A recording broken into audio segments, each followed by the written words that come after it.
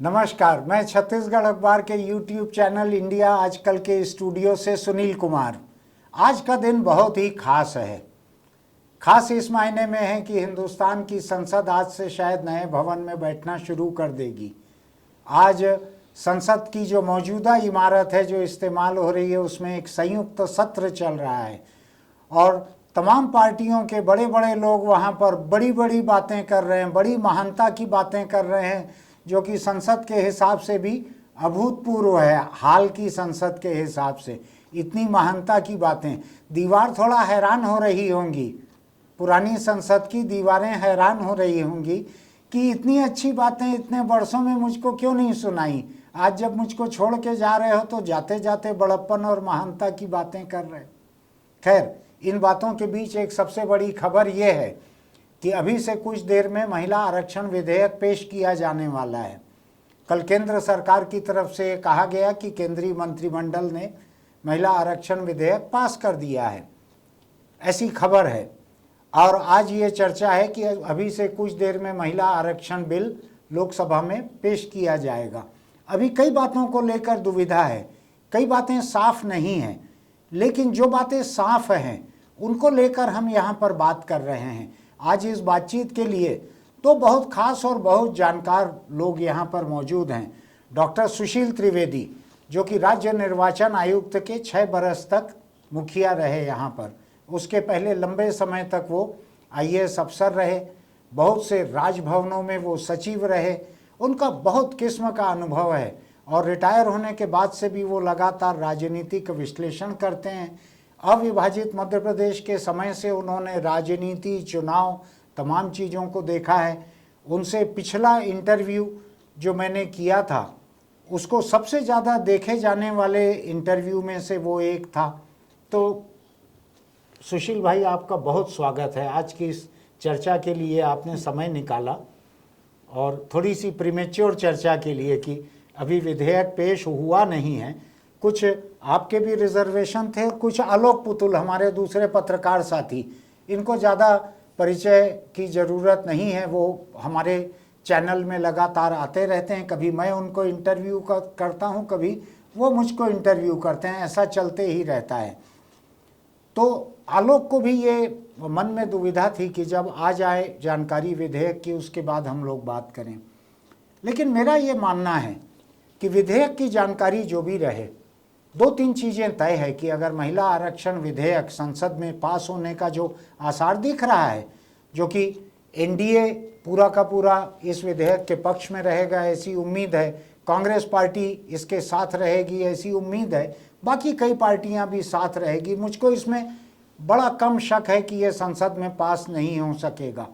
हम उसी एक संभावना के आधार पर ये बात करने बैठे हैं कि महिला आरक्षण अगर देश में वैधानिक प्रक्रियाओं को पूरा करते हुए लागू होता है तो क्या फ़र्क पड़ेगा उससे। महिला आरक्षण में क्या है, जो महिला आरक्षण का पिछला बिल था जो राज्यसभा से पास हो गया था शायद और लोकसभा में पेश नहीं किया गया था, वो क्या था। हम तीनों के बीच इन मुद्दों के जो सबसे बड़े जानकार हैं डॉक्टर सुशील त्रिवेदी, मैं थोड़ा सा उन्हीं से समझना चाहूँगा कि महिला आरक्षण विधेयक का क्या इतिहास रहा है, क्या रहा है सुशील भाई। सुनील जी, हमको सबसे पहले याद करना चाहिए जी कि जब राजीव गांधी के समय संविधान में 74वां और 75वां संशोधन करके पंचायतों में, नगर पालिकाओं में 1/3 आरक्षण महिलाओं को दिया गया जी। उस वक़्त से एकदम से बात सामने आई कि महिलाओं को आरक्षण दिया जा रहा है जी। संयोग से वो जो पहले चुनाव हुए थे उन चुनावों को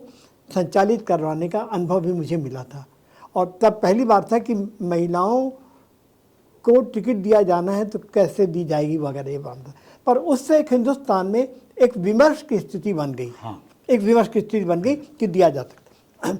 और एकदम से मैं यहाँ पे आता हूँ 2023 में। हाँ। 2023 में एकदम से बात आ रही है कि महिलाओं को आरक्षण दिया जाना चाहिए। क्यों? एक बड़ी बात, इसके लिए छत्तीसगढ़ को ध्यान करिए जी। इसमें आपको छत्तीसगढ़ के बगैर आप आरक्षण की बातचीत पे जा नहीं सकते। जब छत्तीसगढ़ में 16वीं महिला हाँ। MLA बन गई हाँ। तो हिंदुस्तान भर खबर फैली कि भारत की सभी विधानसभाओं में छत्तीसगढ़ में सर्वाधिक ज्यादा। 17%, सबसे ज्यादा 17%, क्योंकि ओवरऑल भारत की जो विधानसभाएं हैं 28 विधानसभाएं, उनमें ओवरऑल परसेंटेज कुल मिला के 10 है, और लोकसभा और राज्यसभा में मिला के 14% ही है। हाँ। और 10, और उसके विपरीत छत्तीसगढ़ जो तथाकथित रूप से 30%, 32% आदिवासी आबादी वाला और 16% आबादी हरिजन, 12 से 16 तक, लेकिन वहाँ पर हम 16%, 70% आबादी को रिजर्वेशन दिए बगैर लेकर आए। पहला पॉइंट।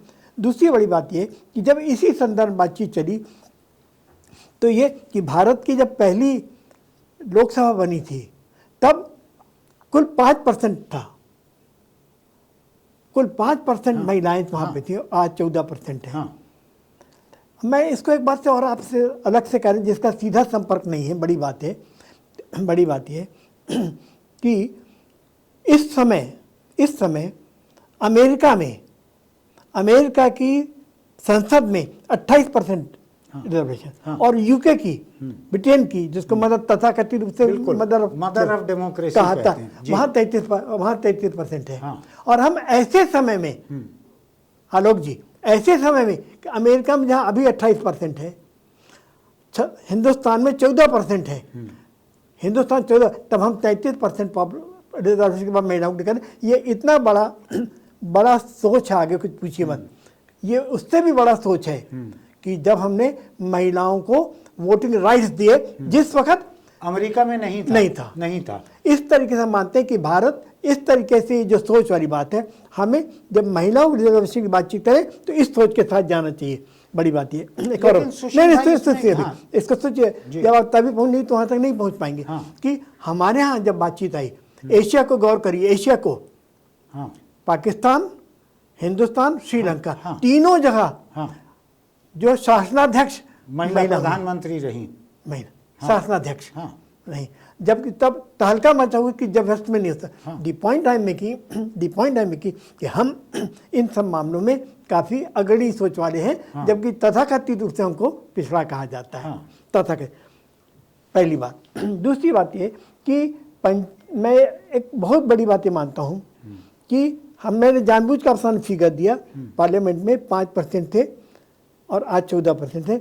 ये पंचायतों और नगर पालिकाओं में जो 33% आरक्षण दिया गया, ये उसका ही प्रतिफल है कि महिलाएं जमीनी आधार पर, ग्रास रूट से उभर कर आ रही है और आगे ज़्यादा से ज़्यादा वहाँ पे सामने आ रही है। एक और अगली बात, इसको गौर करिए कि यद्यपि छत्तीसगढ़ और मध्य प्रदेश जैसे कुछ राज्यों में अपने आप 33% से बढ़ा के 50% रिजर्वेशन पंचायतों में कर दिया गया है। और आलोक जी, और भारत शासन का एक प्रस्ताव है जो राज्यों के पास पड़ा हुआ है कि नगर पालिकाओं में भी आरक्षण 50% कर दिया जाए। और छत्तीसगढ़ जैसे राज्य ने उसके लिए सहमति दे दी। चलिए, जब ये जमीनी आधार है, ये जमीनी आधार है कि जब हम दे, और एक और फिगर को मार्क करिए, बड़ा इंपॉर्टेंट फिगर है आलोक जी, कि यद्यपि भारत के संविधान के अनुसार पंचायतों में 33% आरक्षण दिया गया है, तथाकथित व्यवहारिक रूप से जमीन में 40% से अधिक महिलाएं पदासीन हैं। अर्थात हमारी महिलाएं इतनी आगे बढ़ रही हैं और हमारे राजनीतिक दलों के द्वारा महिलाओं को आगे लाया जा रहा है। इसलिए ये जब पहली बार 2008 में संविधान में 108वें संशोधन के रूप में, भारत के संविधान में 108वें संविधान के संशोधन रूप में 2008 में एक बिल बना और उसको पेश किया गया 2010 में, और वो राज्यसभा में पारित हो गया। अब वो कहानी अलग है कि जब लोकसभा पहुंचा तो क्या क्या हुआ, वहाँ क्या क्या बातें की, थी। पर हमारे सामने वो एक मॉडल बना हुआ है कि 2008 का जब संविधान संशोधन बिल पेश किया गया था, 2010 में जो पारित हो गया था, उसमें क्या क्या मुद्दे थे। उसमें सुनील जी, जो सबसे बड़ा मुद्दा था कि 1/3 आरक्षण दिया जाएगा,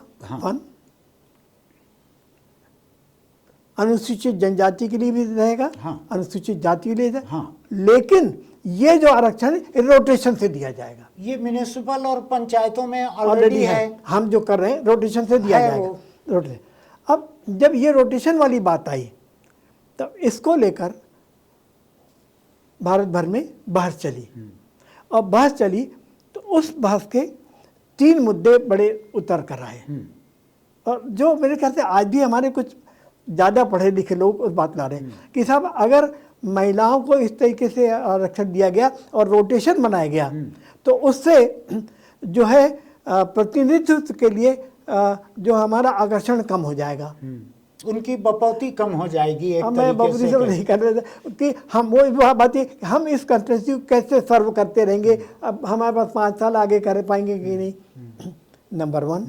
नंबर 2, वो बड़ा सैद्धांतिक वाला मामला है। अच्छा। जिसका जमीनी नहीं वो बड़ा इंपॉर्टेंट है आलोक जी, जो कि साहब इस तरीके से आप महिलाओं को भी आरक्षण करके जो वोटर है उस वोटर के ऑप्शंस को, विकल्प को आप सीमित कर रहे हैं। वो कैसे? भाई मैं महिला को वोट दूं जबरदस्ती? नहीं, महिला को वो, महिला कोई वो है, जानवर है सीरियस तो कि नहीं, महिला अछूत है? मैंने बताया इसी वजह कि एक बड़ा, लेकिन जो ऑब्जेक्शन उनके आए उसकी बात मैं कर रहा हूँ। मैं यहीं पे एक बात बतलाना चाहता हूँ। आज सुबह मेरी एक भूतपूर्व सांसद से बात हो रही थी फोन पे, और थोड़ा उनकी जात का खुलासा करना भी जरूरी है। ब्राह्मण थे वो। अच्छा, मैं भी हूँ। हाँ, यानी चीज़ों को सही संदर्भ में देखने के लिए हमको उनकी पृष्ठभूमि भी देखना है। तो एक भूतपूर्व ब्राह्मण सांसद से आज सुबह मेरी बात हो रही थी, 1 घंटे तक मेरी बहस हुई। उन्होंने कहा कि आप अगर महिला को खड़ा करेंगे और रोटेशन नहीं रखेंगे, केवल रोटेशन की भी बात नहीं, जब आप केवल महिला को खड़ा करते हैं तो मेरे मताधिकार का विकल्प सीमित हो जाता है। वो केवल मुझको महिला को ही वोट देना है, 4 महिलाओं में से किसी एक को मैं क्यों दूं? मैं अगर किसी महिला को देना नहीं चाहता हूं तो। मैंने कहा इतना परहेज क्यों है महिलाओं से? माँ भी तुम्हारी महिला थी, पत्नी भी महिला है, इतना परहेज क्यों करते हो महिलाओं से कि 4 में से एक भी पसंद ना आए? और तुमको शादी करने कोई थोड़ी कह रहा है, तुमको वोट डालने कह रहा है। और तुमको अगर 4 में से कोई पसंद नहीं है, ना पार्टी ना महिला, उसके लिए तुम्हारे लिए संवैधानिक विकल्प बनाया गया है नोटा का। नोटा को वोट दो, खारिज कर दो सारी महिलाओं को। उन्होंने कहा ऐसे थोड़ी होता है, आप गलत बात कर रहे हैं, कुतर्क कर रहे हैं। मैंने कहा मैं कुतर्क कर रहा हूँ और तुमको महिला को वोट देना पसंद नहीं है, तुम तर्क कर रहे हो। आलोक, मैं आपसे समझना चाह रहा हूँ जो सुशील भाई ने कहा है, और उनकी बात अभी जारी ही है, लेकिन मैं बीच में ये बात समझना चाह रहा हूँ, क्या केवल महिला कैंडिडेट किसी सीट पे रहेंगी तो वहाँ के जो वोटर हैं, खासकर पुरुष वोटर, क्या उनका कोई अधिकार छिन रहा है इसमें? क्या लगता है आपको? देखिए, पंचायत चुनाव के अब तक के जो परिणाम रहे हैं, उसके जो रिजल्ट आते रहे हैं, और जिस तरीके से महिला कैंडिडेट पंचायतों में अपना प्रतिनिधित्व करती रही हैं, धीरे धीरे वो व्यक्तिगत तौर पे सामने आती रही हैं। अदरवाइज़ तो ये था कि सरपंच पति नाम की एक टर्मिनोलॉजी जो है वो उपयोग में आती थी। बाद के दिनों में सरपंच पति थोड़ा पीछे हटा और महिलाएं बड़ी मुस्तैदी के साथ जो है उस इलाके का प्रतिनिधित्व करना उन्होंने शुरू किया। अभी भी बावजूद इसके अभी भी ये मान लिया गया है कि महिलाएं उतनी काबिल नहीं हैं जितना पुरुष हैं। यहाँ तक कि अगर आप अलग अलग संगठनों की उनका जो सांगठनिक ढांचा है उनको अगर देखेंगे तो केवल औपचारिकतावश जो है वहाँ महिलाओं का प्रतिनिधित्व करना है, इसलिए महिलाओं को उसमें शामिल किया जाता है। अदरवाइज़ अधिकांश ज़रूरी मुद्दे जिनमें महिलाओं को शामिल किया जा सकता था या महिलाओं को शामिल किया जाना ही चाहिए, उनसे भी महिलाएं गैर हाजिर हैं। घरों के भीतर भी राजनीति में महिला की कोई दिलचस्पी हो सकती है, उसकी अपनी समझ हो सकती है, ये बात समझने में अभी भी हमारा पुरुष समाज असफल है। सुशील भाई, आप जो बोल रहे थे कि 2008 का बिल जो है 2010 में राज्यसभा में आया, लोकसभा में कुछ जाहिर कारणों से वो नहीं हो सका। आपने नहीं कहा, मैं उसमें ऐड कर देना चाहता हूं कि लालू यादव और मुलायम सिंह यादव, उत्तर प्रदेश और बिहार के 2 बड़े नेता, दोनों ओबीसी नेता, ये पुरुष प्रधान पार्टियों के, कुनबा परस्त पार्टियों के नेता हैं, इन्होंने इस बात को लेकर विरोध किया और इनकी पार्टियों का इसी तरह की समाजवादी सोच रखने वाले दिवंगत शरद यादव, ये मध्य प्रदेश के जबलपुर से भी जुड़े हुए थे और ये उत्तर भारत से निर्वाचित होकर जाते रहे। लोकसभा में ये कहा था कि अगर महिलाओं के बीच में ओबीसी आरक्षण नहीं किया जाएगा, महिला आरक्षण के भीतर ओबीसी महिलाओं के लिए आरक्षण नहीं किया जाएगा, तो परकटी महिलाएं आ जाएगी संसद में। परकटी से उनका मतलब था शहरों में जो महिलाएं बाल थोड़ा कटा भी लेती हैं वैसी महिलाएं आ जाएगी। Bobbed hair cut, bobbed hair cut, परकटी महिलाएं शब्द उन्होंने इस्तेमाल किया था, बाद में उनको माफ़ी मांगनी पड़ी थी। मैं यहाँ पे उनकी बात का एक बहुत ही अंतर्निहित विरोधाभास सबके सामने रखना चाहता हूँ। वो ये था कि ओबीसी आरक्षण तो मर्दों के लिए भी नहीं था, ओबीसी आरक्षण तो किसी सीट पे नहीं था। आज भी संसद और विधानसभा में ओबीसी आरक्षण नहीं है, तो क्या उससे शहरों के परकटे मर्द वहां पहुंच जा रहे हैं? ये शरद यादव और उन जैसे लोगों की एक बहुत ही मर्दवादी सोच थी। तो आज अगर एक ऐसा मौका आया है कि एनडीए के मुखिया नरेंद्र मोदी इस काम को आगे बढ़ा रहे हैं, उन्होंने संसद में संख्या बढ़ाई, सहयोगी दलों की ताकत देखी, विपक्षी दलों को देखा इसमें कौन साथ देंगे नहीं देंगे, उन्होंने इंडिया नाम के गठबंधन पे एक नया दबाव डाला और वन नेशन वन इलेक्शन के बाद ये अगला दबाव है, वो गठबंधन टूट सकता है इससे। ये सब करके अगर वो कर रहे हैं, अगर आज जो बिल पेश होने जा रहा है ये अगर पास होता है तो इसका क्रेडिट नरेंद्र मोदी को मिलना ही चाहिए, क्योंकि यूपीए अपने समय में नहीं कर पाई थी। आपका क्या सोचना है सुशील भाई? उस समय नहीं हो पाया था, आज होते दिख रहा है, आसार दिख रहे हैं, क्या फ़र्क लगता है आपको? मुझे बहुत हंसी आ रही है कि खुद देवगौड़ा की सरकार में बिल पेश हुआ। हाँ, ठीक है, देवगौड़ा सरकार बिल पेश हुआ, नहीं पारित हो पाए लोकसभा में। हाँ। किंतु श्रीमान हमारे देश के अत्यंत प्रबुद्ध प्रधानमंत्री श्री अटल बिहारी वाजपेयी की सरकार में 4 बार पेश हुआ। हाँ, 4 बार, और आखिरी बार 2003 में हुआ। हाँ। अर्थात भाजपा के पास उनके पितृपुरुष के रूप में, हाँ, उनके विधान पुरुष के रूप में हाँ। अटल बिहारी वाजपेयी थे जिन्होंने बिल को पेश किया था। हाँ। एक उदाहरण था जब इतनी स्टीम रोलर मेजॉरिटी उनके पास 2019 में आ गई थी। हाँ। स्टीम रोलर मेजॉरिटी बोल रहा हूँ, 14 में आ गई थी। 14 में आ गई थी, तब ला सकते थे, बातचीत करते, लेकिन तब उन्होंने नहीं किया। हाँ। लेकिन मुझे लगता है कि अब जब नई संसद आ रही है और वो कुछ नई नई बातें सामने प्रस्तुत करना चाहते हैं, जैसे वन नेशन वन इलेक्शन की बात भी बड़ी पुरानी है। हाँ। मैं तो डायरेक्टली भारत निर्वाचन आयोग की समितियों में लगातार रहा। हाँ। जिसमें उपराष्ट्रपति भैरव सिंह शेखावत ने सीधे सीधे कहा था कि तत्काल लागू करना चाहिए। भाई जब सारी चीज़ें आप सामने थी, लेकिन आप तब तक नहीं, लेकिन अब जब 2024 बिल्कुल सामने आया है और आप एक अपना नया रूप लाना चाहते हैं कि हम भारतीय लोकतंत्र को एक नया रूप देना चाहते हैं। हाँ। और इस तरीके से जिस तरीके से एक नया संसद भवन बना दिया गया है, नया संसद भवन के निर्माता रूप में एक फिजिकल बॉडी को लेकर आ रहे हैं, वहीं पर आप एक फिलोसॉफिकल बॉडी को भी लेकर आना चाहते हैं, कुछ नई चीज़ों को। मुझे लगता है कि न केवल ये बातें, 2-3 और बातें भी अभी आने वाली हैं। 2-3 और जिनसे लगेगा कि परिवर्तन हो। अभी आलोक जी बड़ी बात कह रहे थे और जब बोले तभी मेरे दिमाग में एक बात आई। आलोक जी, हमारी जो सोच है, सब देखिए, अर्थव्यवस्था सबसे बड़ी चांद है। ठीक है, अर्थव्यवस्था से ही राजनीति चल रही है और भारतीय जो कॉर्पोरेट सेक्टर है उसको कहते हैं कि ग्लास सीलिंग को पार करना महिलाओं के लिए कठिन है। वहाँ बहुत, जिसको कहते हैं कि कॉर्नर रूम वर्ड है, कॉर्नर रूम में महिला नहीं पहुँच पाती है, जबकि बातें। और फिर हम देखते हैं कि बड़े बड़े बैंक्स में जगह जगह पहुँच रही हैं। और स्टेट बैंक ऑफ इंडिया की तो बात ही अलग है, अरुण भट्टाचार्य के, और बड़ी महिलाएं आ रही हैं और नुई का मामला, कई एक मामले हैं। लेकिन उसके बावजूद कि इतनी ताकतवर महिलाएं, जैसे इतनी ताकतवर राज्यपाल और प्रधानमंत्री होने के बावजूद हम आरक्षण नहीं ले पा रहे, उसी तरह कॉर्पोरेट सेक्टर में भी इतनी बड़ी, जो पूरी दुनिया में जिनने अपनी पहचान बना ली, उसके बावजूद हमारे कॉर्पोरेट सेक्टर में भी हम 1/3 को अभी तक पार नहीं कर पाए। आप बिल्कुल सही कह रहे थे, हमारा जो मानसिक सोच है, पर यह सोच केवल भारत तक सीमित नहीं है, सर्वत्र है। बिल्कुल। इसीलिए अमेरिका भी अभी 28% हमारे देश में नहीं है। 200-250 साल की डेमोक्रेसी हो गई अमेरिका की, आज तक एक भी महिला राष्ट्रपति नहीं बन पाई। और हमारे यहाँ राष्ट्रपति बन चुके, सभी बन गए हमारे यहाँ सब। और उस समय से लगा के यूएनओ में हमने भेजा, अपनी बिल्कुल। सब जगह हमारे भेजते हैं बाहर। इसमें एक और बड़ी बात है, इसको गौर करना चाहिए कि ये सोचना कि हमको प्रतिनिधित्व नहीं मिल पाएगा, हम उपयुक्त महिला नहीं ला पाएंगे।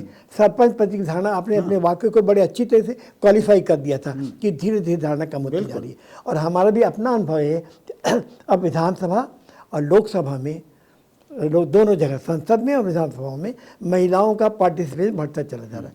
और हम देख रहे हैं कि कैबिनेट में भी अब जो तेजस्वी महिलाएं यहाँ हैं, आप देखिए केंद्रीय कैबिनेट में अनेक पुरुषों से वहाँ की जो महिला मंत्री है भारी पड़ रही हैं, भारी। अर्थात कि भारत अब इस स्थिति में पहुँच चुका है कि हम इस तरीके से एक परिवर्तन ला सकते हैं। एक अंतिम बात अब जिसे कहना चाहूँगा, लेकिन अभी भी हमारे पास जो छोटी छोटी पार्टियां हैं जिनके अपने संकट हैं, क्योंकि उनके पास अपने ही संकट हैं और इसलिए उनका सोच तो संकट ही है, उनकी ताकत का भी संकट है, ताकत का भी संकट है, इसलिए विरोध कर रहे हैं। पर मुझे लगता है हम एक ऐसे मुकाम पे पहुंच गए हैं, हम एक ऐसे मुकाम पहुंच गए जबकि मुझे लगता है कि ये बिल अब अवश्य पारित होगा। जी जी।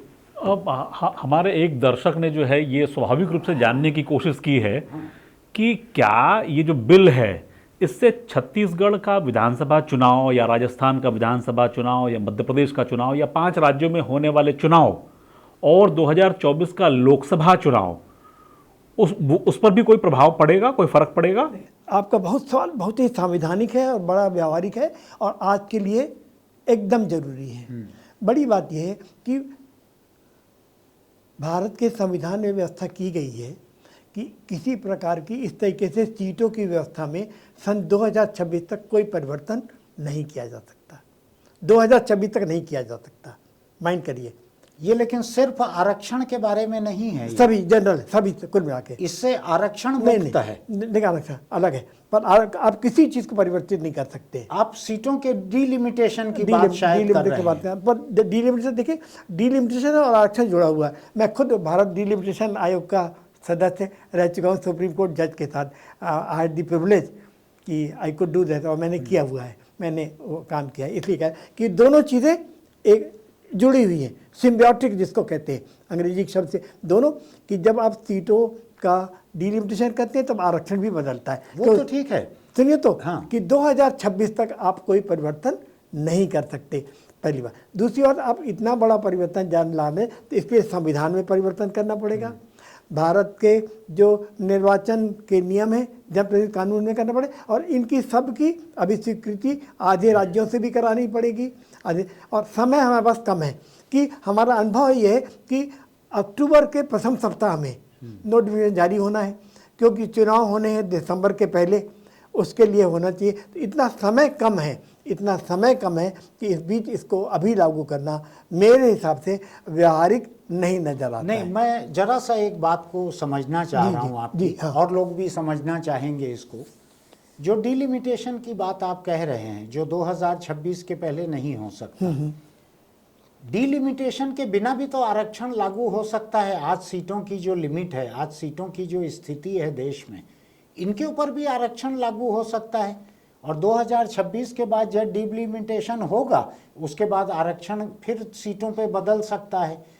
आज मौजूदा सीटों पर आरक्षण करने के लिए डिलिमिटेशन की कोई जरूरत तो नहीं है। नहीं, अभी नहीं, अभी नहीं है। नहीं, एक नहीं, बात नहीं, जो आलोक का जो सवाल हाँ, है, जो कई लोग पूछ रहे हैं, मेरे भी मन में है कि इन 5 राज्यों में चुनाव सामने हैं, तो क्या मोदी कोई ऐसा विधेयक पार्लियामेंट के सिर पे रख कर सबके, जिसमें कांग्रेस जैसा विपक्षी दल भी है, इसको पास करा लें बिल को वहां पे?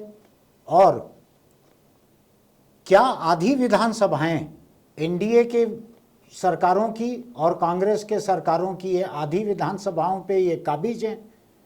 तो क्या इन विधानसभाओं से इस बात को, प्रक्रिया की अब बात अगर हम करें, तो क्या अगले 2 दिन में अगर ये संसद से पास हो जाता है विधेयक, ये सैद्धांतिक बात हम कह रहे हैं, 2 दिन में संसद में पास हो जाए, विधानसभाओं में भेज दिया जाए, 2 दिन 4 दिन के नोटिस पे विधानसभा उसको पास कर सकती है, जहाँ पे कांग्रेस और एनडीए दोनों हैं, ये दोनों तो साथ में हैं ही आरक्षण के, तो क्यों नहीं हो सकता? 1 हफ्ते 10 दिन के भीतर ये हो सकता है। आपकी ये जो कल्पना है बहुत ही रोचक है, हाँ, और रोमांचक भी है, हाँ, दिलचस्प भी है, हाँ, उसके साथ बड़ी बड़ी चैलेंजिंग भी है, हाँ, दिलचस्प भी है, चैलेंजिंग है, हाँ, और सारे राजनीतिक दल अभी जो है जिनके चुनाव होने वाला 5 राज्यों में, वो सब के सब इसी चिंता में लगे हुए हैं। हाँ, देखिए ये संभावना है, हाँ, पर देखिए अभी ये जो बिल पेश हो रहा है लोकसभा में, हाँ, ये बिल वो नहीं है, हाँ, जो 2010 वाला है, मान लिया, इसलिए आपको राज्यसभा से पारित कराना होगा, मान लिया, राज्यसभा पारित कराइए। राज्य जो पार्टियां आज इसके साथ में आ चुकी हैं, हाँ। ये राज्यसभा में अगले दिन पास हो सकता है। पर राज्यसभा बुलाना पड़ेगा ना, नहीं तो राज्यसभा बुलाने में कितना वक्त लगना है? राज्यसभा की नोटिफिकेशन, फिर उस पर बहस, होने वाली बहस, उसमें पर्याप्त नहीं, समय मैंने जाया इसलिए होगा। कहा, लेकिन सर मेरा सवाल ये है कि इसलिए इनका मैंने कहा ये बड़ा दिलचस्प है, होना भी चाहिए, लेकिन मैं जानता हूं इतना चैलेंजिंग है, ये संभव मुझे नहीं लगता, ये मेरी बात। मैं जो सवाल पूछना चाह रहा था, इसी सवाल का एक्सटेंशन है कि भाजपा के जो समर्थक कहते हैं, सवाल वही है, भाजपा के जो समर्थक कहते हैं कि मोदी है तो मुमकिन है, तो क्या ऐसी कोई मुमकिन गुंजाइश यहाँ है? ये साहब बिल्कुल समझ जाइए कि एकदम से परमाणु बम वाला मामला हो जाएगा। नहीं, ये सर्जिकल स्ट्राइक जो है ये मोदी के मिजाज में और उनकी आदतों में शामिल है। पर सुनिए, मैं एक राजनीतिक सवाल करूं जो मैं करता नहीं हूं, क्या दूसरी पार्टियां मोदी को इस तरीके का जिसको कहते हैं श्रेय लेने का अवसर देंगे?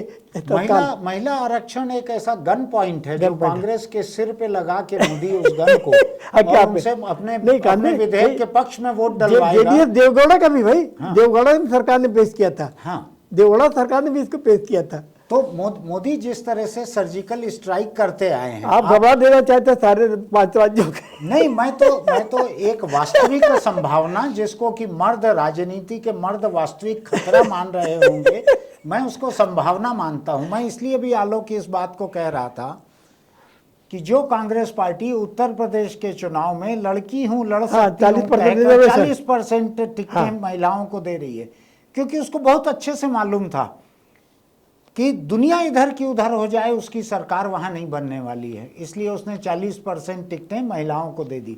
हुआ यही कि 2, 4, 6 के भीतर उसकी सीटें पहले थी उतने में ही सीमित हो गई।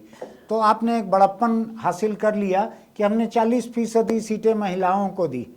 उसके बाद हिमाचल के चुनाव हो गए, कर्नाटक के चुनाव हो गए, गुजरात के चुनाव हो गए, अब इन 5 राज्यों के चुनाव हो रहे हैं। कांग्रेस पार्टी में कोई 40 छोड़ 20% की भी बात नहीं कर रहे कि 20% महिलाओं को भी सीट देना है। तो मुझको तो अच्छा लगेगा मोदी ऐसा कोई सर्जिकल स्ट्राइक करे और इसी चुनाव में 5 राज्यों के सिर पे लाद दिया जाए। ये बड़ा रोमांचक है, और उसके साथ साथ बहुत ही ज्यादा दिलचस्प भी है, और बड़ा चैलेंजिंग है, और ये हम मानते, सुनिए कि मोदी है तो मुमकिन है, हाँ तो हो सकता है, लेकिन संवैधानिक लिमिटेशन भी है। हाँ, सब आपको जो वही प्रक्रियाएं हैं, लेकिन दिन उतने हैं। आलोक जी अभी मैं कह रहा हूँ कि इससे संबंध नहीं है, पर 1 नेशन 1 इलेक्शन साथ भी ये प्रॉब्लम है।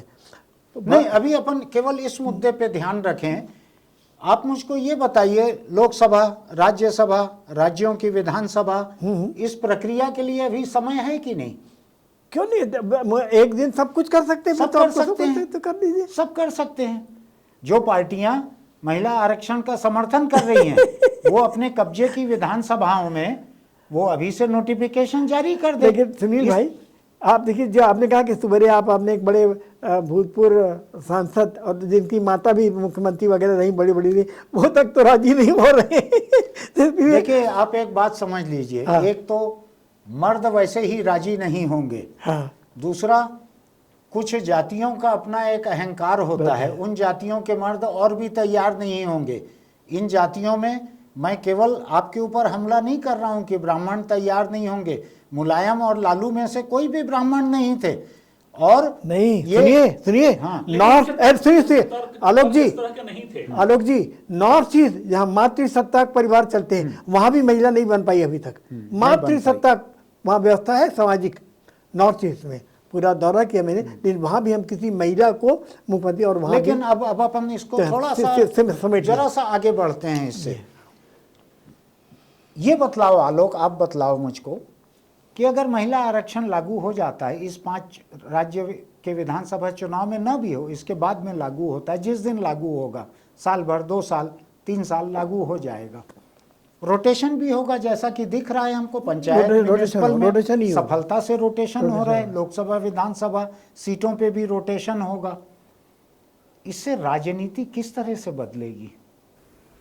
देखिए, राजनीति का पूरा चेहरा जो है वो बदल जाएगा, ये बात तो बहुत साफ है। पंचायत चुनावों में जिस तरीके से मूछ जो है, आप याद करिए पुरानी तस्वीरों को कि जब सरपंच की कोई तस्वीर छपती थी, उसका कोई रेखा चित्र छपता था तो एक मूछ जो है वो सिंबल के तौर पे छापा जाता था। माना जाता था कि एक पगड़ी वाला सरपंच जो है और मूछ वाला सरपंच जो है वो बैठेगा। उस तस्वीर को देखे, उस रेखा चित्र को देखे अरसा हो गया। तो अब तस्वीर वैसे ही बदलेगी। अगर गलती से, मैं गलती से इसलिए कह रहा हूं क्योंकि मुझको राजनीतिक दलों की नीयत पर अभी भी शक है। ये मुद्दा बीजेपी लेकर जरूर आई है, मोदी जरूर लेकर आए हैं, लेकिन राजनीतिक दल उसके लिए तैयार होंगे या उसमें भी पेंच लगाएंगे, मैं बहुत आश्वस्त नहीं हूं। लालू प्रसाद यादव जैसे लोग, शरद यादव जैसे लोग, मुलायम सिंह यादव जैसे लोग जो सामाजिक न्याय के बड़े अधिवक्ता थे, लोहियावादी थे और महिलाओं के साथ जो है सांगठनिक जो ढांचा है, बीजेपी में सांगठनिक ढांचे को अगर आप देखेंगे, संघ का जो सांगठनिक ढांचा है, वहां महिलाओं की स्थिति बड़ी अच्छी नहीं रही है। लेकिन ये जिन दलों में रहे जहां से ये सामने उभर कर आए 74 की जो है संपूर्ण क्रांति के मोमेंट से, वहां तो महिलाएं बिल्कुल कदम ताल साथ में कर रही थी। वो लोग इसके लिए तैयार नहीं हुए, वहां इन्होंने अलग अलग लैकुना निकाल लिए, अलग अलग कारण बता दिए। आज मोदी की खूबी यह है आलोक कि मोदी को इनकी ज़रूरत भी नहीं है। उसने कांग्रेस को ऐसे एक मोड़ पे ला के घेरा है, एक कोने में ला के घेरा है कि अगर तुम ये नहीं करते हो तो तुम पूरे देश में बदनाम होगे, तुम औरतों के हक के खिलाफ हो। ऐसा घेरा है उसने कांग्रेस को लाकर। आप थोड़े बहुत ऊपर नीचे बात कर लें, शर्त कैसे बदलेगी, क्या होगा, बात कर लें, लेकिन मोदी ने घेर लिया है सबको कि या तो तुम वोट डालो मेरे विधेयक के फेवर में और नहीं तो महिला विरोधी साबित हो। देखिए, विधेयक जब पेश होगा तब पेश होगा, और मैं ये मान के चल रहा हूं कि विधेयक पेश होने के बाद उसमें कई चीज़ें ऐसी होंगी जो मोदी सरकार को जो है बैकफुट पे जाना पड़ सकता है। मैं ये तय मान के चल रहा हूं, क्योंकि ये मामला बहुत सीधा नहीं है, ये नियत का मामला है। और जब नियत की बात होगी, ये कोई कहना चाहिए कि राजनीतिक मामले के अलावा जो है नियत से जुड़ा मामला होने के कारण इसमें पेंच निकाले ही जाएंगे। नहीं, पेंच तो निकाले जाएंगे आलोक, और इतने जटिल विधेयक में जो देश की राजनीति और संवैधानिक व्यवस्था को इतना बदलेगा, उसमें पेंच तो निकाले ही जाने चाहिए। संसद होती इसीलिए है कि उसके एक एक पहलू पे बहस करे। लेकिन मैं उससे परे लेकिन ये पेंच नियत से जुड़ा हुआ होगा। नहीं, मेरा दूसरा ये कहना है, महिला को आरक्षण देना और न देना, इसमें नियत कहाँ आ रही है? देना है आरक्षण महिला को, चाहे हम चुनावी फायदा उससे पाएंगे। आप तो 2 किलो चावल किसी को देते हो तो भी आप चुनावी फायदा देखते हो। नियत का मसला ही तो था जिन्होंने मुलायम सिंह यादव, लालू प्रसाद यादव, शरद यादव जैसे लोगों को पीछे कर दिया। उनकी मर्द नियत थी और कोई नियत नहीं थी, कोई राजनीतिक संवैधानिक नियत नहीं थी।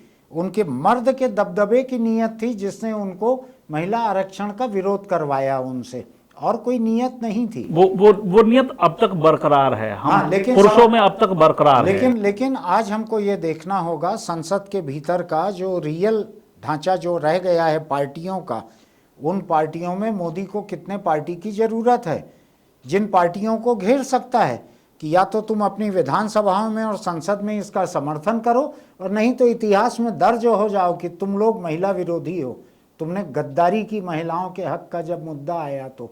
ऐसा मुझको लग रहा है कि मोदी ने घेर लिया है। जंगल में जैसा हाका लगा के घेरते हैं, ऐसा उसने कम से कम कांग्रेस को तो घेर लिया दिखता है। कांग्रेस ने खुद ही कल CWC में 2 दिन पहले ये मांग की है कि महिला आरक्षण लाया जाए। मैं एक दिलचस्प बात बताऊं सुशील भाई आपको, ये लोकसभा के विशेष सत्र की बात करीब एक पखवाड़े पहले आई, ठीक है। उस एक पखवाड़े पहले उसी दिन जैसे ही सत्र की बात आई वैसे ही अखबारों में छपा, वन नेशन वन इलेक्शन, महिला आरक्षण। क्या चीज़ आएगा इसमें? 3-4 अटकलों में ये 2 अटकलें पहले दूसरे नंबर पे थी पूरे नेशनल मीडिया में। कांग्रेस के लोग भी कुछ तो अखबार पढ़ते ही होंगे, अगर नहीं भी पढ़ते होंगे तो।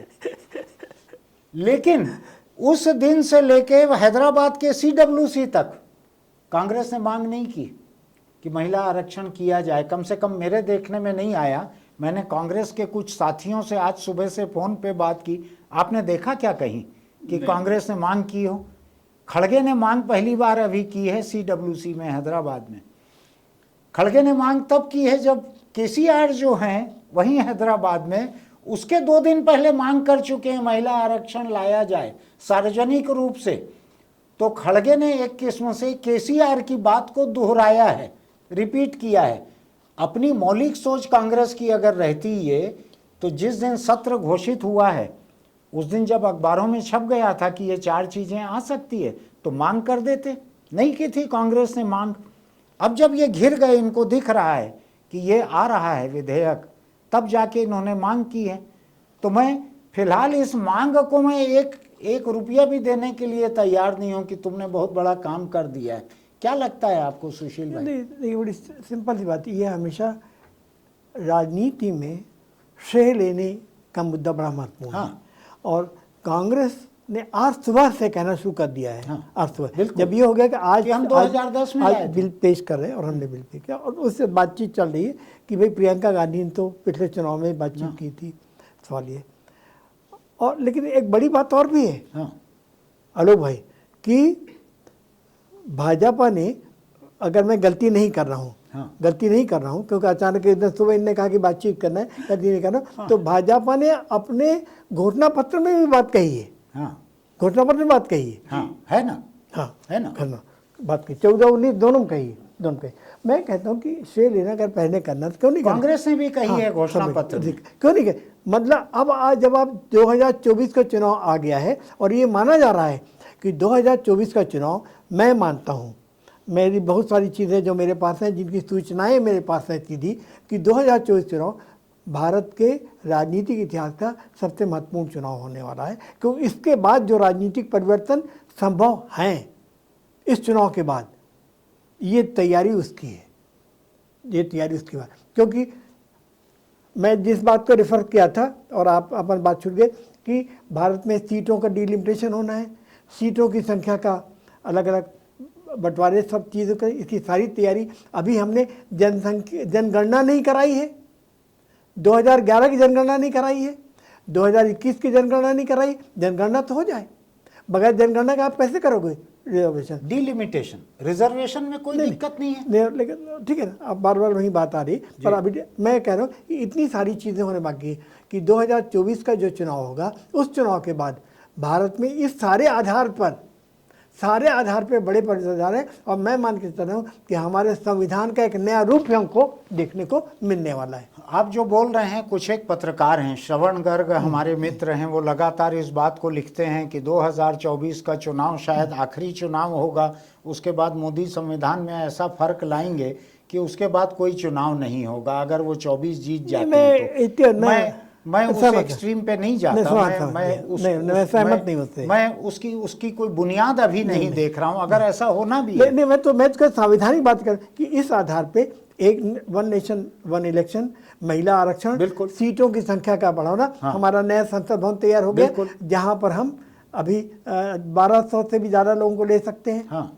और ये बात केवल भारत में नहीं, भारत के बाहर भी जो बड़े देश हैं, जो भारत की राजनीति पर जिनका सीधा सीधा प्रभाव है, उनको को भी ध्यान है कि सीटें बढ़ने वाली हैं, सीटें बढ़ने वाली, जिसके लिए तैयारी फिजिकल रूप से हो गई है, राजनीतिक रूप से तैयारी बाद में होगी। आलोक, एक चीज़ बतलाओ मुझको, ये सीटें अगर रिजर्व होती हैं 1/3, चाहे बढ़ेंगी सीटें या इतनी ही सीटों में 1/3 रिजर्वेशन होता है, रोटेशन होता है, तकरीबन हर सीट पे महिला कभी न कभी आएगी और कभी न कभी जाएगी वहाँ से, ये बदलाव होगा। कितने चुनाव या कितने साल आपको लगता है कि विधायक पति और सांसद पति और महिला का नाम, उसके पीछे उसके पुरुष विधायक या सांसद पति का नाम और फिर सरनेम, ऐसे पोस्टर देखने मिलेंगे। क्या इससे धीरे धीरे आज़ादी होगी? क्या महिला लीडरशिप, पॉलिटिकल लीडरशिप जो है वो सच में ही ताकत 2-4 चुनाव के बाद पाएगी? रातों रात तो नहीं शायद पाएगी। क्या लगता है आपको? जो पिछला विधेयक था, अगर मुझको ठीक याद है तो उस पिछले विधेयक में एक प्रावधान ये था कि 15 साल के बाद महिला आरक्षण को समाप्त कर दिया जाएगा।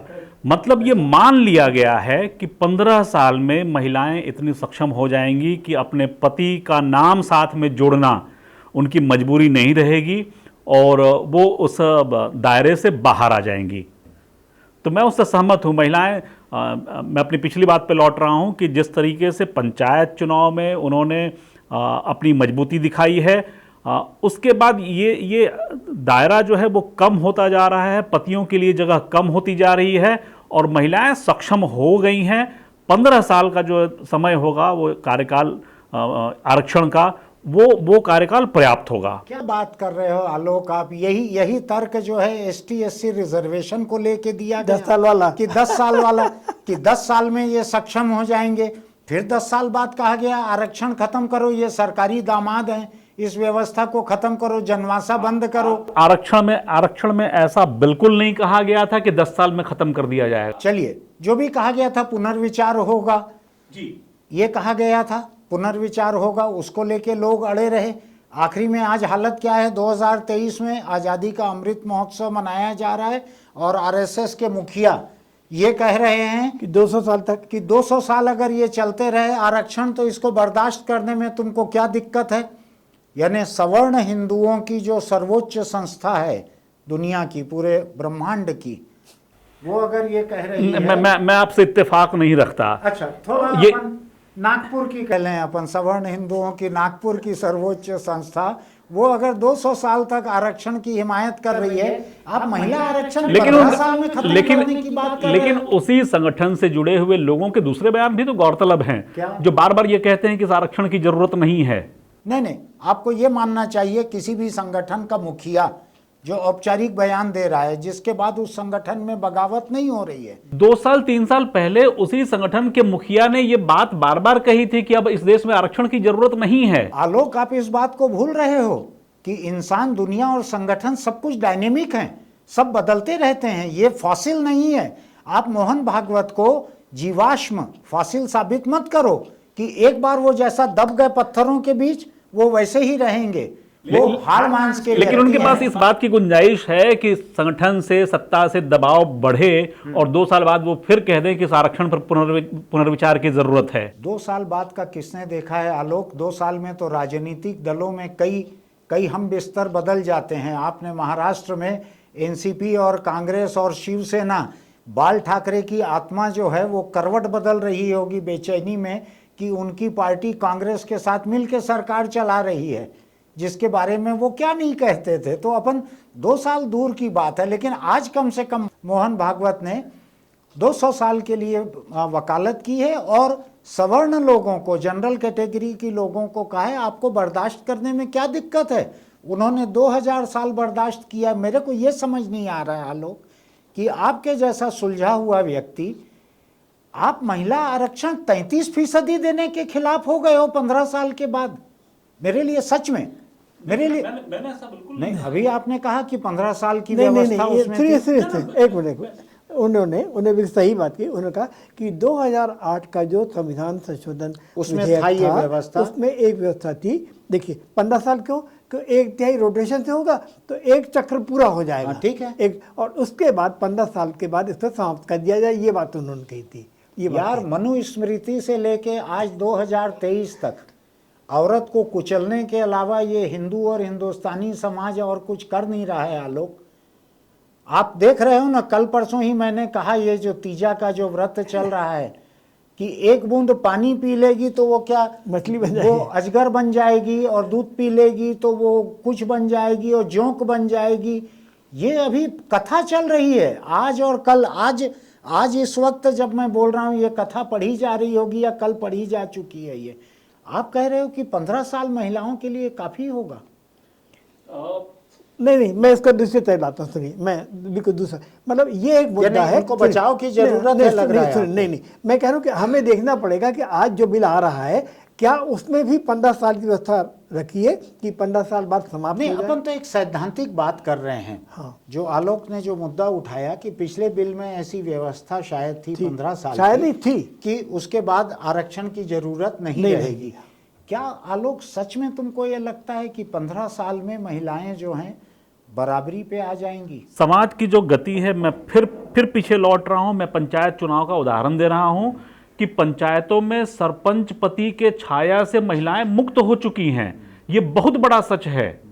राजनीतिक दलों में चाहे अनचाहे जब ये व्यवस्था लागू हो जाएगी तो मुझको नहीं लगता, जितनी तेज गति के साथ जो है चीजें बदल रही हैं, उसमें ये 15 साल पर्याप्त होंगे। नहीं पर्याप्त होंगे तो और शायद वो दायरा बढ़ाया जाएगा। हाँ, लेकिन आप 15 साल की चर्चा छेड़ के एक किस्म से डरा रहे हो कि 15 साल 15 साल तो संवैधानिक व्यवस्था थी। ये चर्चा का मुद्दा नहीं है, ये तो व्यवस्था का मामला है। प्रस्तावित था। और हमें ये देखना होगा कि आज क्या प्रस्ताव आ रहा है। शाम के देखना पड़े क्या 2008 के इस प्रावधान को। मेरा तो ये मानना है आलोक कि 33% का जो महिला आरक्षण है, अगर ये इसी शक्ल में आता है, मान लेते हैं अपन, ये it is too late and too little. जो आधी आबादी है उसको आप 33% दे रहे हो, ये अपने आप में दकियानुसी पाखंडी बात है। ये आधी आबादी है, आप आधा दो उसको। जब आबादी के अनुपात में आप विधानसभा की सीटें तय करते हैं। आप अपने आर्गुमेंट को बदलिए कि जब आप नगर पालिका में 50% देने की बात कर रहे हो, बिल्कुल देने की बात कर रहे हो, बोल रहे हैं पंचायत ये जो बोल रहे हैं कि पंचायत यानी और माइक्रो लेवल 1000 पे एक पंच चुनी जा रही है। वहाँ ज्यादा रूढ़िवादिता है, वहाँ ज्यादा रूढ़िवादिता है। वहाँ पे आप 50% दे रहे हो और म्यूनिसिपल में 50% की तैयारी है। ये दिया किसने है? पंचायत को और म्यूनिसिपल को दिया किसने है? यही संसद और विधानसभा ने। इन्होंने ही कानून पारित किए। ये अपने ऊपर लागू करना नहीं चाहते, आपके ऊपर लागू करना चाहते हैं। तुम पंच बनना चाहते हैं, 50% दिया तुमको, लेकिन मेरे तरफ तुम मत देखना, विधानसभा और संसद की तरफ। ये दादागिरी है पुरुषों की इन जगहों पर। लेकिन मैं फिर आपसे कह रहा हूँ कि मान लीजिए 33% मिल भी जाता है, 17% बेइंसाफ़ी फिर भी कायम रहेगी। 50% मिलना चाहिए आबादी के अनुपात में, और पंचायतों और म्यूनिसिपल के अनुपात में मिलना चाहिए। ऐसा उम्मीद करिए कि जैसे इन्होंने कहा कि आरक्षण लाया था कि 10 साल बाद पुनर्विचार किया जाएगा, तो शायद किसी पुनर्विचार में 33% को 50% कर दिया जाएगा और वो 15 साल वाला प्रावधान नहीं आएगा।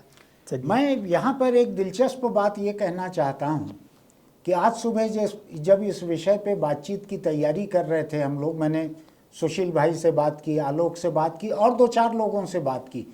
बहस के लिए मैंने उनका पॉइंट ऑफ व्यू समझने की कोशिश की, उनका नज़रिया। उसमें एक बात सामने आई जो आलोक ने आते ही कही कि हम किसी लड़की या महिला को शामिल नहीं कर सकते, क्या महिला आरक्षण की बात हो रही है।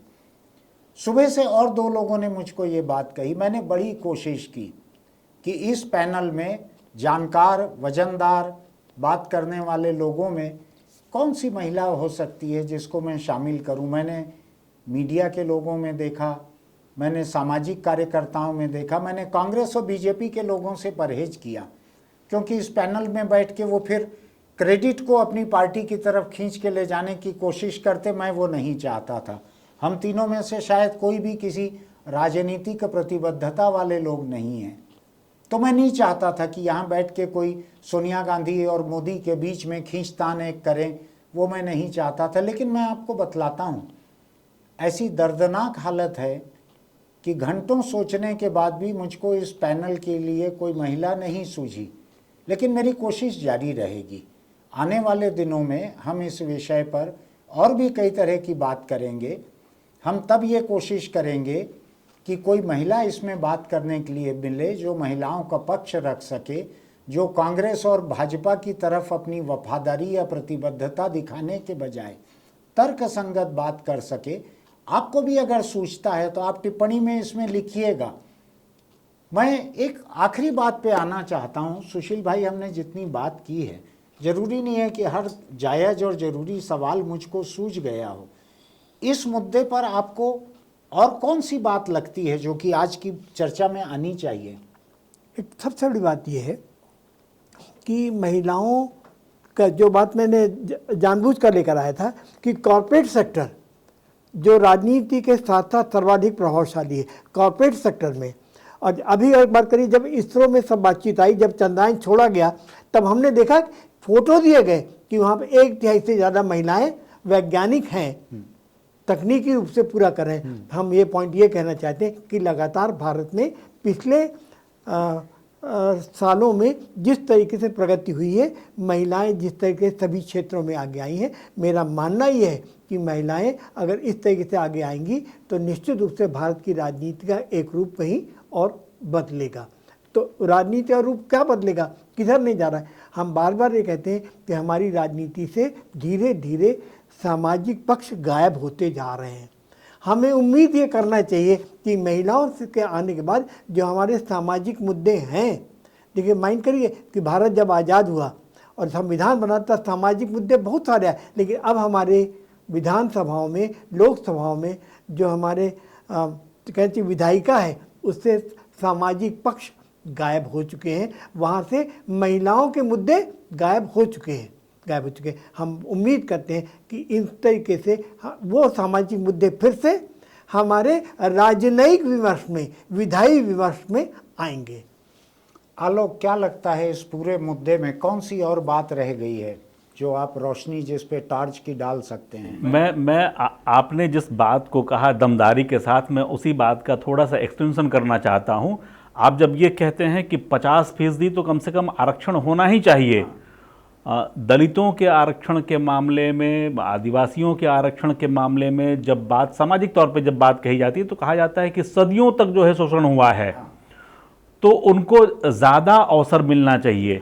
तो 50% की बात जो है और आगे बढ़नी चाहिए। अगर महिलाओं को 60% आरक्षण मिले तो शायद वो ज़्यादा बेहतर होगा। कोई दिक्कत नहीं है, अगर आप व्यंग्य नहीं कर रहे हो तो मेरे को इसमें कोई दिक्कत नहीं है। नहीं, मैंने आपकी ही बात को केवल आगे बढ़ाने की कोशिश की है कि वो मिलना ही चाहिए। मेरा ये कहना है 40 के ऊपर तो अभी तक कांग्रेस टोटल लॉस वाले, टोटल हारने वाले चुनाव में नहीं दे पाई है। 33 के ऊपर पार्लियामेंट आज भी तैयार नहीं होगी। आज भी पार्लियामेंट के पास मुद्दा 33 का ही रहेगा। 50% भी कहाँ है, सोच में भी कहाँ शामिल है? नहीं है, लेकिन मुझको ये लगता है, मैंने सुनील जी, हम थोड़े जिसको कहें कि अपने सोच में पॉजिटिव बने। हाँ। मैंने आपको एक फिगर दिया था। हाँ। कि पंचायतों में इनमें 33% आरक्षण है। हाँ। किंतु वास्तविक रूप से हाँ। पदों पर 40% से ज़्यादा है। और अगर ये 33% आ गया, हाँ। सुनिए मैं बात करूं कि जो विरोध होगा वो यही होगा पार्टी के अंदर कि सीटें ज्यादा दी जाएंगी। अनरिजर्व सीट से महिला को क्यों दे रहे हो टिकट? ज्यादा करेंगे, ये विरोध होगा, ये विरोध होगा और वहाँ पे आएगा और वहाँ पे होगा, यही होगा। और मैं मान के चलता हूँ, एक बार 33% दीजिए, वो धीरे से अपने आगे बढ़ जाएगा क्योंकि इतनी ताकत के साथ वो आगे आएंगे। और मेरा जो आलोक जो तुम बोल रहे हो ना, मैं उसको अभी एडिटोरियल में लिख के आया हूँ 1-1.5 घंटे पहले, इसलिए अभी इसके जवाब में मैं लिख रहा हूं, ऐसा मत मानना, मैं लिख चुका हूं उसको। अभी नीचे चल के आपको दिखाऊंगा। चलिए, उसमें मैंने इस बात को लिखा है कि 33% के बाद हर 5 साल में इसको 5% तब तक बढ़ाना चाहिए जब तक कि ये 50% ना पहुंच जाए। और ये 5-5 साल में 5-5% इसको बढ़ाया जाएगा महिला आरक्षण को, तो मर्दों को ये समय मिलेगा कि अपनी मर्दानगी का कोई और रोजगार वो ढूंढ सकें। अभी 33 है तो अभी इतने लोग ढूंढ लें, लोगों को पता रहेगा 5 साल में और कम होने वाला है रोजगार मर्दों को, तो वो धीरे धीरे 3, 3.5, 4 चुनाव में ये हो जाएगा वहाँ तक। तो मर्दों को उसमें अपने को दूसरे रोजगार ढूंढ लेने चाहिए कि देश उनके बिना नहीं चल सकता, ऐसा जो लगता है जिनको। तो मैंने सच में ही ये लिखा है कि 33% अगर अभी होता है तो इसको हर 5 साल में 5% बढ़ाकर 50% तक ले जाना चाहिए, ऐसा मेरा मानना है। मैं 50% से कम के रिजर्वेशन का बिल्कुल हिमायती नहीं हूँ। आप अगर व्यंग्य में बोल रहे हैं तो मैं गंभीरता से बोल रहा हूँ। मैं गंभीर हूँ, बिल्कुल गंभीरता से मैंने ये बात कही है। तो सुशील भाई, आज की बातचीत बड़ी दिलचस्प रही है और आपका पुराना ज्ञान और जो जानकारी है आपकी वो अद्भुत है। उसको मैं और आलोक तो बिल्कुल सतह पे तैरती हुई जलकुंभियों को देखते हैं, उतना नीचे पानी के तलहटी में जाके हम वहाँ से मोती ढूंढ के नहीं ला पाते जितना आपकी जानकारी है। तो आपके आने से इसकी वैल्यू एकदम से बढ़ जाती है इस चर्चा की। क्यों आलोक? हम लोग जो बात कर रहे हैं वो तमाम सतही जानकारियों के आधार पे सतही बातें कर रहे हैं। आपकी जो बात है वो विशेषज्ञता वाली बात है। वही, यानी मैं और आलोक जलकुंभी का प्रतिनिधित्व कर रहे हैं, आप मोती का प्रतिनिधित्व कर रहे हैं। आज की ये बातचीत अभी जारी रहेगी। इस मुद्दे को हम इतने आसानी से छोड़ेंगे नहीं। ये हमारे दिल के बहुत करीब का मुद्दा है। ये मेरे पास जितने लोगों को इंटरव्यू करने का मौका आता है, मैं उनसे घुमा फिरा कर यही सवाल करता हूँ। उसमें से कुछ लोग हमारे इंटरव्यूज़ में बोल भी चुके हैं कि आपके दिल के ये मुद्दा इतना करीब है, हम इसका ख्याल रखेंगे। आज संसद में क्या होता है अभी हो सकता है सामने आना शुरू हो गया हो, ये उसके पहले का है। हम आज के आज इसको पोस्ट करने की कोशिश करेंगे। ये पूरी बातचीत जो है ये किन्हीं तथ्यों के आधार पे नहीं है जो कि लोकसभा में पेश होने वाले हैं। ये अभी तक जो चल रहा था एक किस्म का ये बैकग्राउंडर है, एक पृष्ठभूमि है आपके समझने के लिए। हम लोग आपको याद दिलाने बैठे हैं कि महिला आरक्षण का मुद्दा क्या था, क्या है, क्या हो सकता है। तथ्यों के आधार पे बात हम आने वाले दिनों में लगातार करेंगे। तब तक हमें इजाज़त दीजिए। दो बहुत ही शानदार मेहमानों के साथ ये बड़ी जिंदा बातचीत हुई है।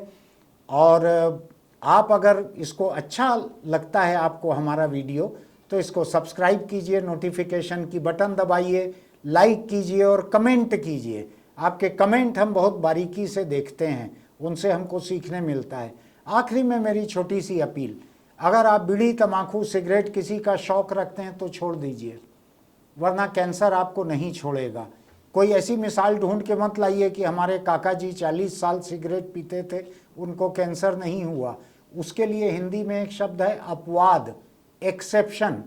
कैंसर किसी को नहीं छोड़ता। आप इस लत को छोड़िए, अपने परिवार को पकड़िए। फिर मिलते हैं।